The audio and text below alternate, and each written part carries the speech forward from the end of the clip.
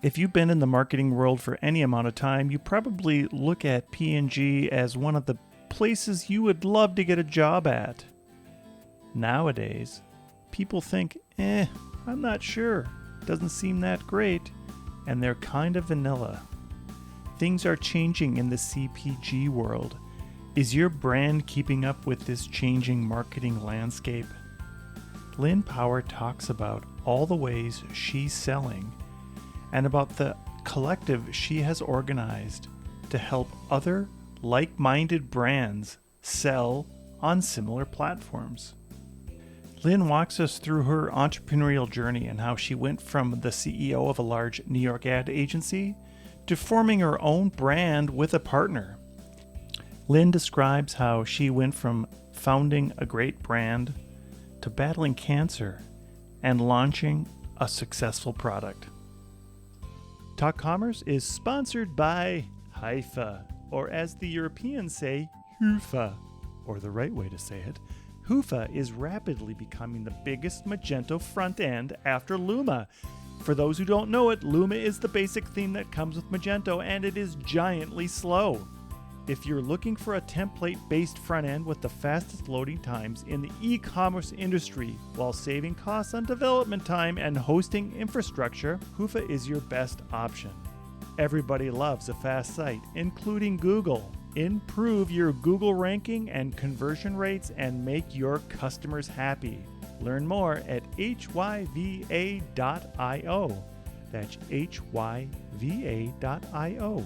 My name is Brent Peterson, and I'm your host. Please remember to subscribe wherever you download your podcasts. And now, Talk Commerce.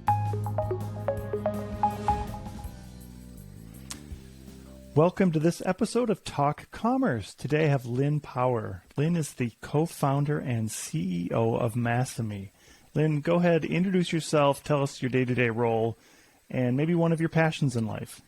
Hi, Brent. It's so great to be here and lovely chatting. I'm the co-founder of Massami. We're clean premium hair care. I'm sitting here in the Berkshires, which is just north of New York City. And let's see, passions in life. I would say, my dog. That's my dog, my business, my family. That's kind of all I have time for, sadly enough.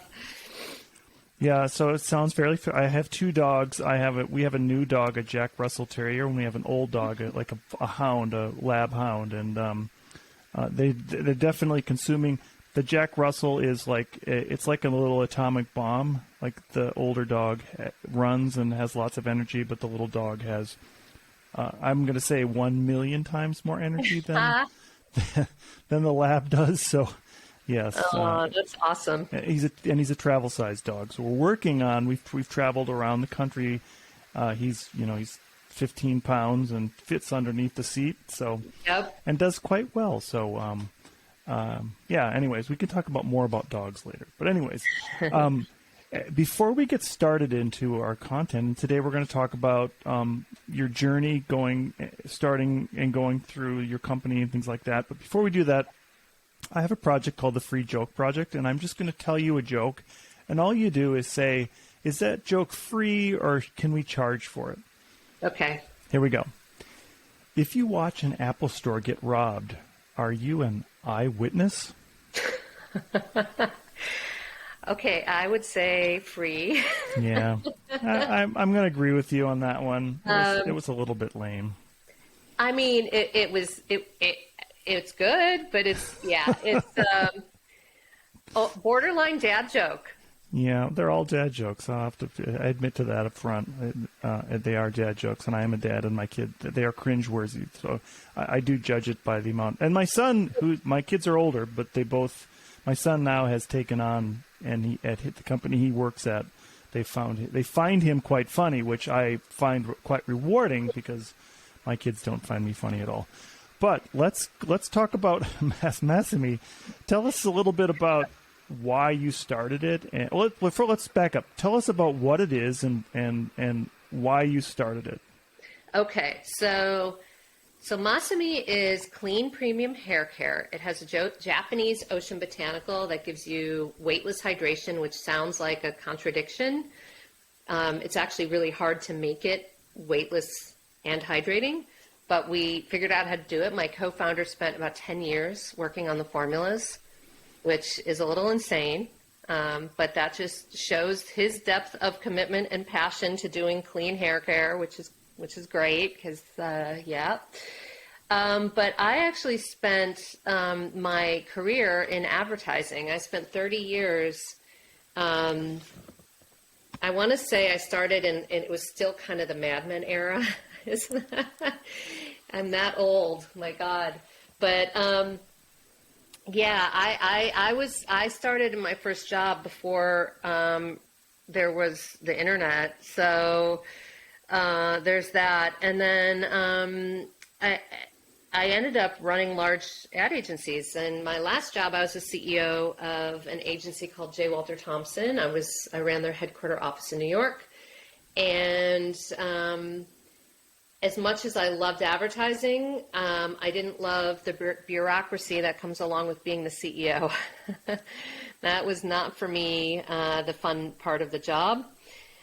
People always think it's like so glamorous, right? Like you're with this big ad agency and you must meet celebrities and just have so much fun going to Cannes. And it's like, there's a very tiny amount of that. And most of it is dealing with finance and HR and accounting. And I'm not trying to denigrate any of my accounting friends or my HR friends. Those are important roles, but it was not my jam.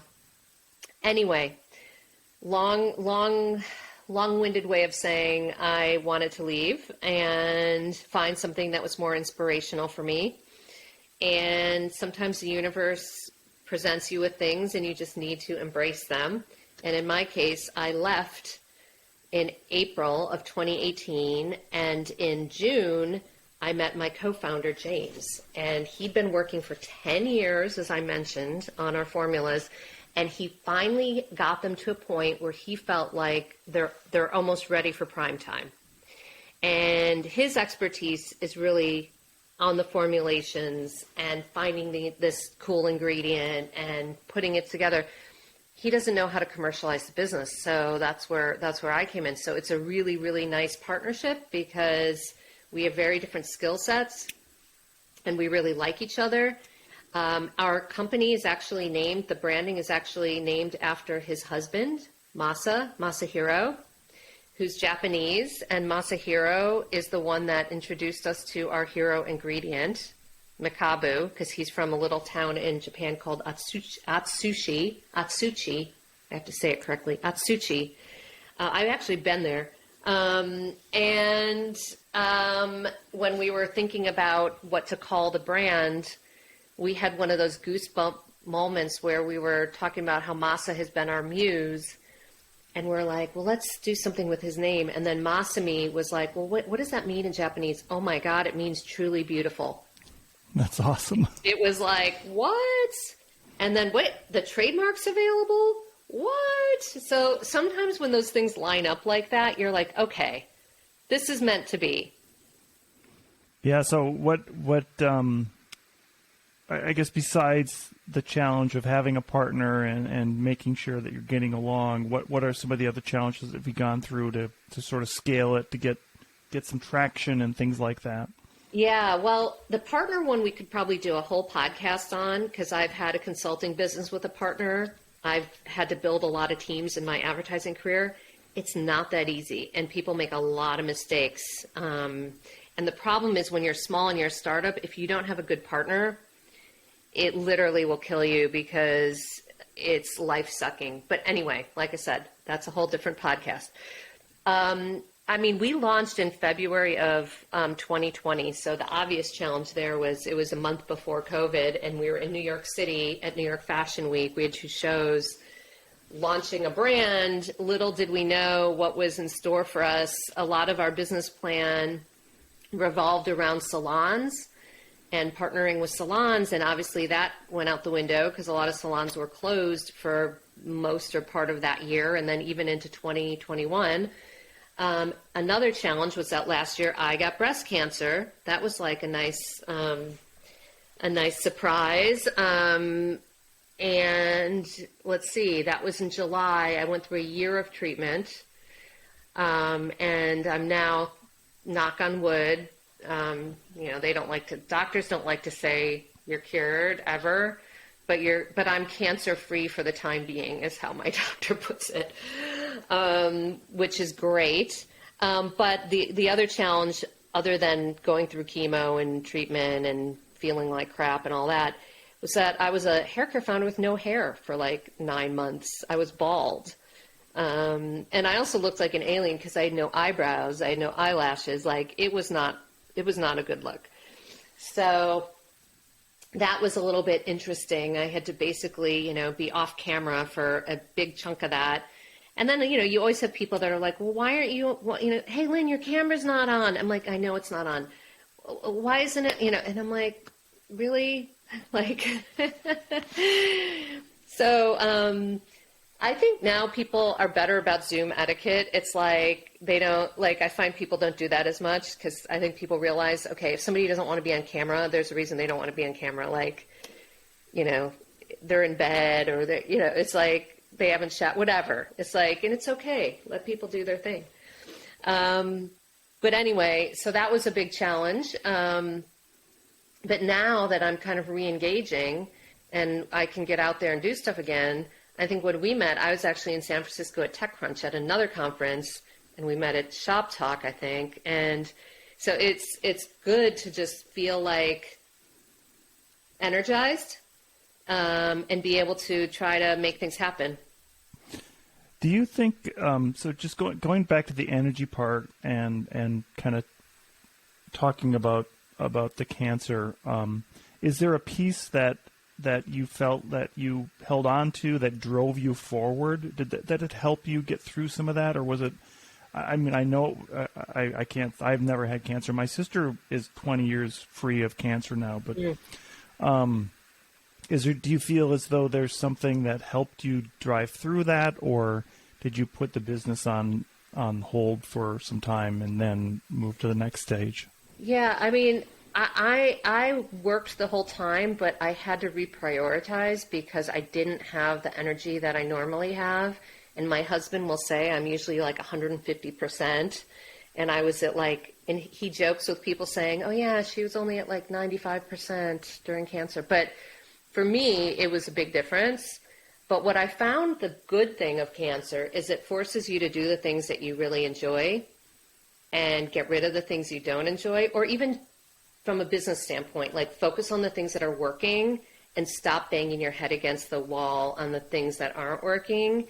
And it gives you time to reflect on some of those things, because sometimes as an entrepreneur, you're so in the weeds and you're just trying to survive day to day that you don't lift yourself up and look around and make those observations. So that year for me was incredibly difficult, but also very rewarding in that sense, because it allowed me to kind of reprioritize, reset, and also reframe success. Because if we all listen to VCs, if you're not growing tenfold year over year, you're a failure, right? But I just had to be really pragmatic about it and think, you know what? If we're growing, even if it's only $1 year over year, I'm going to take it. Like, that's growth. And as long as we're moving in the right direction, it can be slower than I want, but I'm not going to beat myself up over that, because there's so many startups that fail. I don't know if you saw the Shopify report. There's been some articles about their stock, right? Yes. About how many businesses on Shopify don't last beyond 6 months, a year. It's crazy. It's crazy, the majority, right? So like, part of a job of a startup is this is a quote by somebody famous, I can't remember who, but it's basically to stay in business long enough to get lucky, survive long enough to get lucky. And I do think that's true. It's like you just kind of have to make it work, and sometimes it means doing it a little differently. And like I said, sometimes it's sort of like, okay, we didn't double our growth this year, but you know what? We're still in business, and and that's okay. Yeah, it's kind of like the idea that you need to test in marketing. You need to test all the time. You need to do A/B testing, and at some point you're going to come across what really works. I like what you said about being able to focus. I know that in the EOS world, or there's an operating system called EOS that that there's a shiny object thing that takes you away from it. Then there's the other composite of working on your business rather than working in your business. So kind of taking that 10,000-foot view to see what's happening. When you're going into that journey, do you bring in other people that help you to sort of pull back and kind of see what's happening in the bigger picture? So you're not stuck in the weeds, and maybe somebody else has a thought about that? Yeah, I mean, I have a couple of resources. First of all, my husband was in the business too. So from a marketing and business perspective, he's always a good sounding board. And then, my business partner, James, was really helpful for me, as was Kristen, who works with me. She does all of our brand content and partnerships. She's a high school friend of mine, because they both took on more stuff when I was going through my treatment.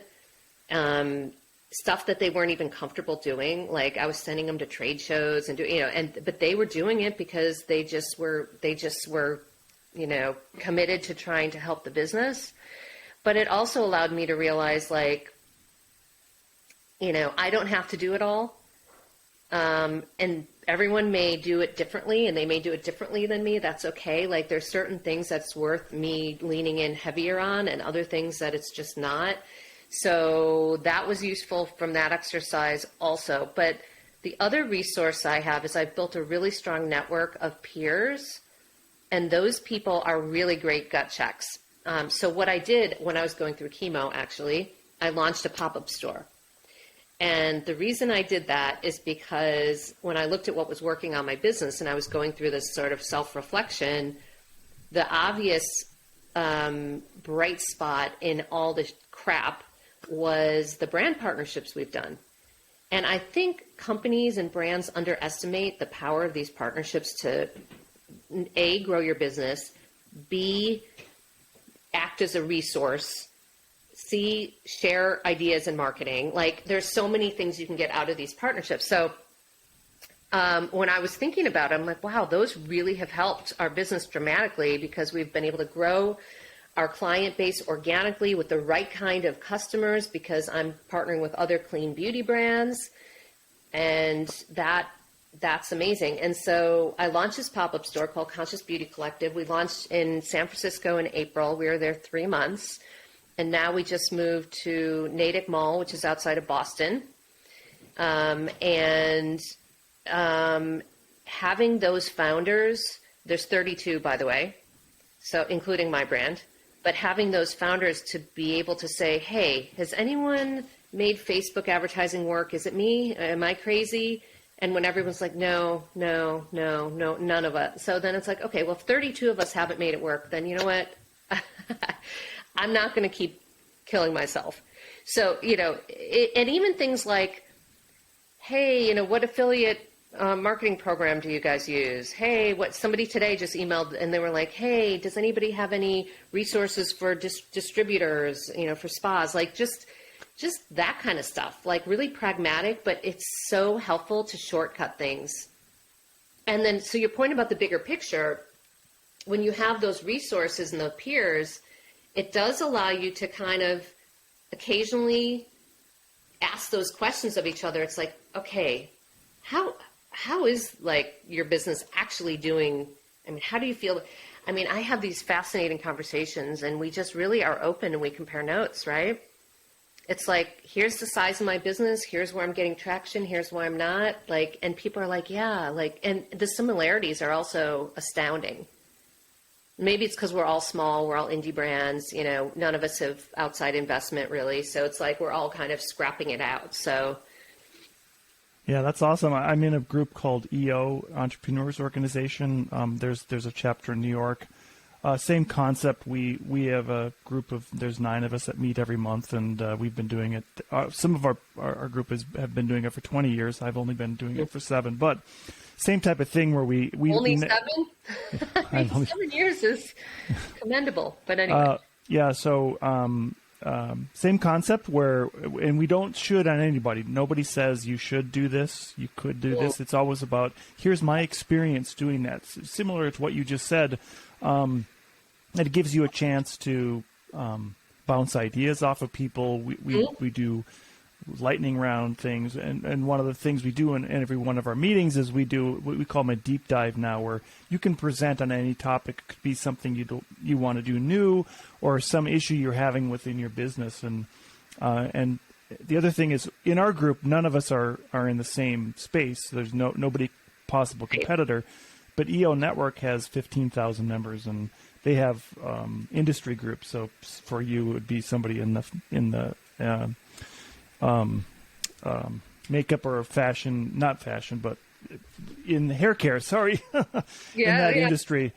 So I would be in the technology or even there's an e-commerce channel. Anyways, so I think there's so many entrepreneurs that live their life in a bubble and they don't ask a lot of questions to other people. Because as I've been doing this for 30 years. Am I that old? Yes, 30 years this year. Wow. All right. 30 years. I, for the longest time, thought I knew everything and didn't need anybody's help. And it took me, 10 years ago to realize that, no, this is a great way to get some of that extra information or not extra information, just some other perspectives, I think. Going back to marketing, A/B testing. You're never going to know until you know. If you don't try, if you just keep it within yourself. Going back to, if we take out COVID, what would be one of your biggest surprises that you've had building your brand? I mean, I'm definitely surprised at the consumer reaction to our products. I mean, I knew our products were good. Okay, like I believed in them. I've worked in hair care for years. My partner, co-founders worked in hair care for years, but you never really know until somebody's willing to spend their hard-earned cash, right? That's different. And talking to friends and family is also like, you got to take that with a grain of salt. Anyone who does that as their sort of market research, you may not be getting the whole truth from people.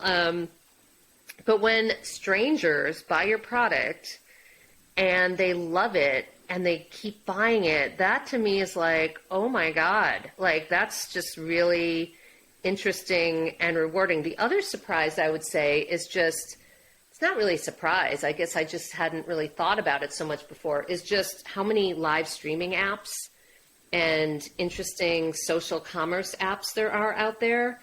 And we are super active on all of them because it's like what you were saying about, you got to kind of just try A/B testing.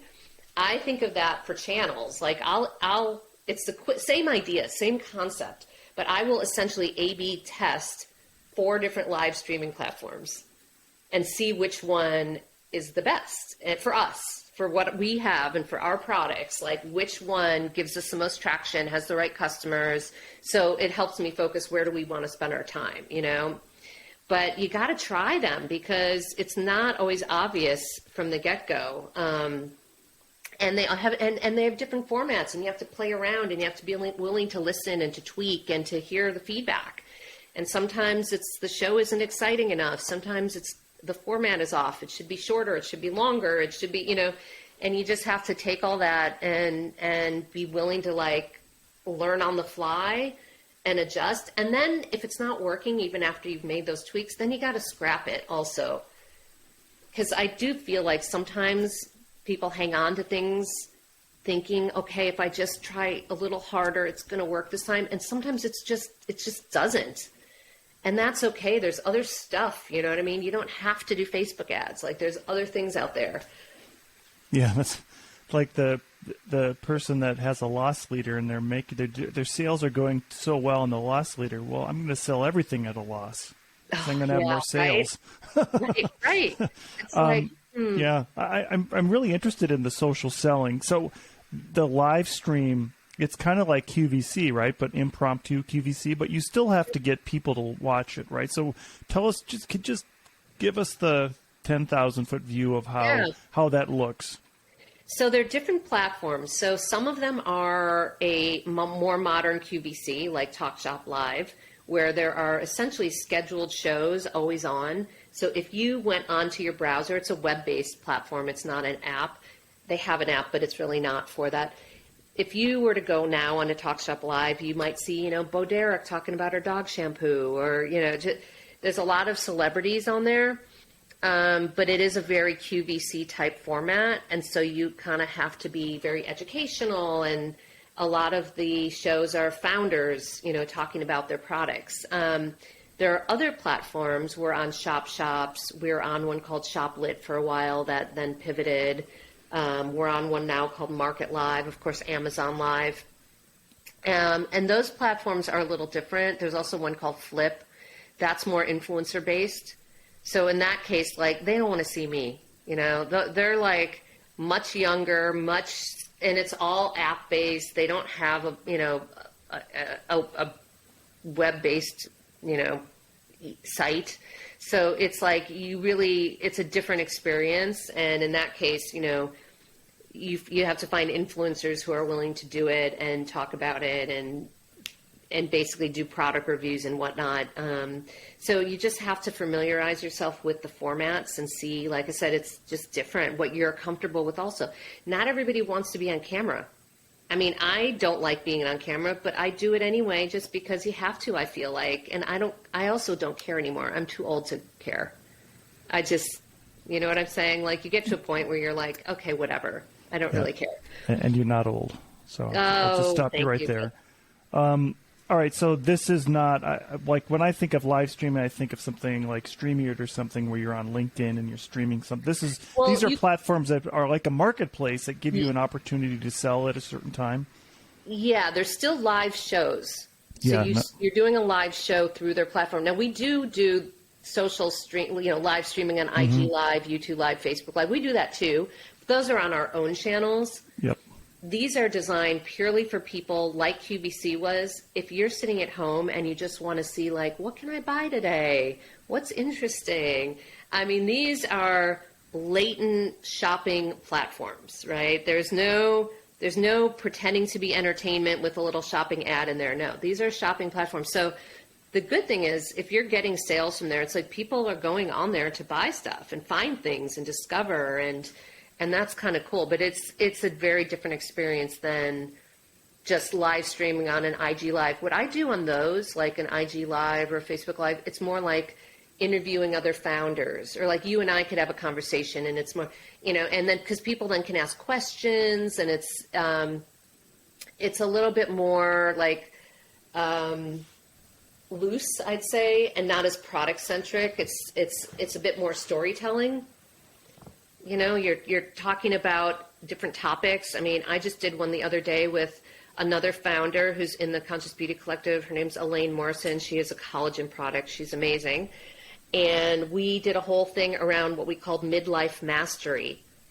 Like, what are the hacks to help you live a better life in your 50s and beyond? Like, whether it's being active, or what you're eating, or what supplements you're taking, or your sleep. I mean, all these things, for any of us who are there, that, it starts to catch up to you a little bit. And if you don't get a good night's sleep, oh my God, it's like you just have to you have to do things that you didn't do when you were younger.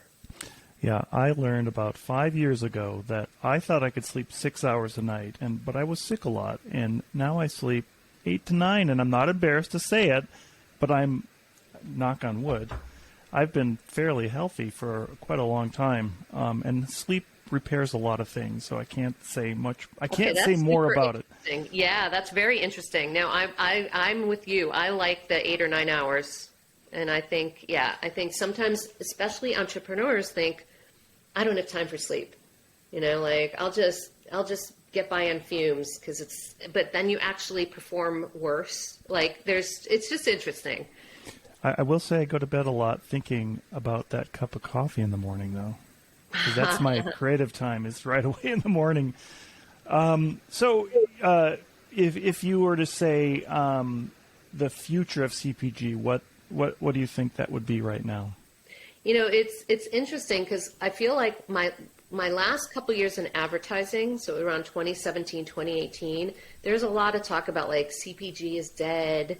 And the funny thing is when I started out in advertising, the premier account to work on of everything was considered to be P&G. If you could work on P&G, that was like golden. Like then you were sort of anointed because you'd been trained by the marketing experts. And I did. I was lucky enough early in my career to do that. And it did help me get other jobs and move me forward. Now people would laugh at that, right? Like that would be a joke. Like you got to be kidding. P&G, like that's considered to be good marketing. What about Tesla? What about, something cool? So I think, anyway, I'm getting a little off topic, but the future of CPG, I think, is going to have to modernize and embrace technology, embrace these things like live streaming, social selling, converge the virtual and physical worlds. There's still so much interesting stuff to do. I mean, I remember when QR codes were really like kind of lame, and they've had a complete resurgence now, right, with COVID and menus and whatnot. And now it's like, here, I'm looking at my vitamin water. There we go. But like, there are going to be more solutions, I think, like that, where you can get a physical product and have a virtual experience. And then I think brands, CPG needs to be omni-channel. I think it's really hard for CPG brands to just say, I'm only going to be in grocery, or I'm only going to be in mass, or I'm only going to be on Amazon, because I just think the consumer doesn't operate that way at all. So you have to be, I think, a much more holistic thinker than, and again, I'm going back to the way I think a lot of these rules that were imposed on CPG were in place, and people felt they couldn't challenge them. And I'll give you an example in hair care. When I used to work on Nexus, you were either a salon brand or you weren't. There was no meshing. You couldn't be in mass and be a salon brand. Now, I'm a salon brand. I'm in salons. I'm also on Amazon. I've got my own site. I'm in other e-com sites. I mean, I just think those worlds have the walls have disintegrated. Every now and then I'll have a retailer say, oh, you're on Amazon? Oh, we don't like that. And it's like, are you kidding me? Everyone's on Amazon. Like, who isn't on Amazon? Yeah, and so Nexus brings me back memories of when I had hair, and they had that coconut smelling shampoo, and I just loved it. I think the only reason I used it was I never had a lot of hair, so I can't say that I needed it, but anyways. Maybe Nexus actually helps you lose it faster with all the sulfates and crap in there. It could be, yes. If you had a little nugget or good piece of information, I don't want to say advice, but I'll say advice, that you could give to somebody that wants to start a new brand, what would be the thing that you would tell them? Well, first of all, just be realistic about what you're getting into, because it is not easy. Even if you think you have a brilliant idea, make sure it's scalable. Okay, I'm going to give you an example here. I met a woman a couple years ago, and she had launched a business, and I almost, oh my God, I feel bad because I'm laughing, and I really shouldn't be, because this was her legit business. She launched a business pre-COVID, and it was office capes. Okay. Capes. Yeah. Like, like Superman capes. Like capes, but they were like leather. And they were like premium. And the idea was that a lot of times in the office, you're cold because they have the AC cranking, and you don't want to put your coat on. And you don't want to have to bring sweaters every day. So what if there were just these office capes that you could wear that were stylish and chic? And literally, she's describing this idea, and I'm literally thinking, this is a Seinfeld episode. Like, how many people are going to want to buy office capes? Even if there are 3, because clearly enough people thought it was a good idea that she went and put her own money and started this business. But like, is it scalable is my point. So if you could fall in love with something, and it could be awesome, but it could be awesome to like 3 people.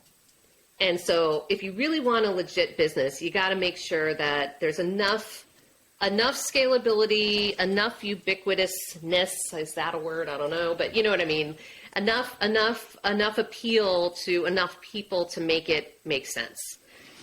That's a great topic. I don't want to dive into a lot of it right now, but when somebody brings something to you and you feel as though it is that's a non-starter, but you want to also be supportive of their idea. You don't want to just say, well, no, nobody's going to wear leather capes at work unless you're working at Game of Thrones, maybe. It's hard to, I mean, you want to say that, and especially if they're not an entrepreneur. I can see if they've gone through a bunch of different businesses where, maybe they've done office, those big pointy hats that they wore in the 1700s, like office, Civil War hats or something. But if it's their first venture and maybe they're not going to quit their job, but it's hard to be that supportive person while also explaining all the pitfalls in it. It is, but I think that's where I always say to people, just do your homework first. And what that means is don't just talk to your friends and family who might say it's a great idea because they want to be supportive. Talk to people in the industry. Talk to people who've worked at competitors. Talk to, you know what I mean? Like, get a more realistic picture of what it is. And then also, like, how competitive is the market that you're going into? Are you the only one? Now, in her case, she's probably the only brand. So maybe you go, that's genius. But then you go, wait a minute. There's a reason there are no other brands, right? So you just have to be honest about that. And then I think once you know, like, okay, no, I really do have a good market, then you have to think through the brand. You have to think through your content strategy. You have to be realistic about the budget, because I guarantee if you think like, okay, I can launch this brand for $50,000, just triple it, quadruple it. Like, things cost so much more than you realize, and you just have to be realistic about that, because I can't tell you how many brands fail when it was a great brand, but they just ran out of money. They ran out of runway because they just didn't anticipate the expenses, because everyone wants something, right? Like, you're on Shopify, they take their cut. You have apps to go on Shopify to do a subscription, to do a this, to do that, to, put your reviews. They all get their chunk, it adds up. So you just have to be really upfront about all that and go into it with your eyes wide open. Yeah, and even getting into a big brand store, they're not going to pay for it until they sell it, and they may not pay you until they sell it. They might not pay you for 90 days even. Correct. Anyways, all right, good. So as I close out the podcast, I give you an opportunity to do a shameless plug. Lynn, what would you like to plug today? Well, okay, clearly it has to be my amazing, clean, premium hair care brand. And I would say, even more than just my own brand, I will plug the concept of conscious beauty, because I think, and again, as a cancer survivor, but I was doing this even pre-cancer, but it is so important to be using products that are good for you and good for the environment.